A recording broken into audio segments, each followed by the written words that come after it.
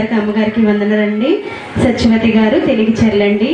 మరి ఆమె అయితే ఛాతి మీద గడ్డ వేసిందంటండి. మరి ఆ గడ్డ అయితే ఇది క్యాన్సర్ గడ్డ, దీన్ని ఆపరేషన్ చేసి రొమ్మ మొత్తం తొలగించాలని డాక్టర్లు చెప్పారంట. మరి యెహోవా అగ్నిజ్వాల ప్రార్థనా మందిరానికి ఈమె వస్తున్నారండి. ఆమె వస్తుండగా హాస్పిటల్కి మరలా టెస్ట్లకు వెళ్ళినప్పుడు ఆమె ఒకటే అనుకున్నారంట, యెహోవా అగ్నిజ్వాల ప్రార్థనా మందిరంలో నేను సాక్ష్యం చెప్తాను ప్రభా, మరి గడ్డ నార్మల్ రావాలి, క్యాన్సర్ సైతం తగ్గించగల దేవుడు.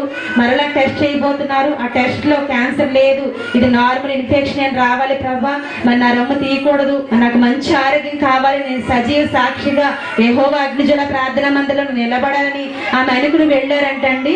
మరి మొత్తం తీసి పైకి పంపినప్పుడు నార్మల్ వచ్చిందంట. రొమ్ము తీసేయాలని చెప్పారంట డాక్టర్లు అయితే. మరి దేవుడే డాక్టర్లు ఆశ్చర్యపోయే రీతిగా నీకు ఏ ఇన్ఫెక్షన్ లేదమ్మా, లైట్ ఇన్ఫెక్షన్ అయింది అంతే. మరి అప్పటి వరకు కూడా మరి వాసిపోయిందంటండి ఛాతి మొత్తం. మరి ఆమె ప్రార్థనా తైలం రాస్తుండగా ఆ సైజు తగ్గిపోయిందంటండి.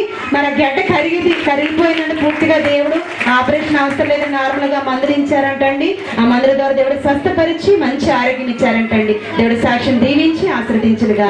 విన్నారు కదండి, క్యాన్సర్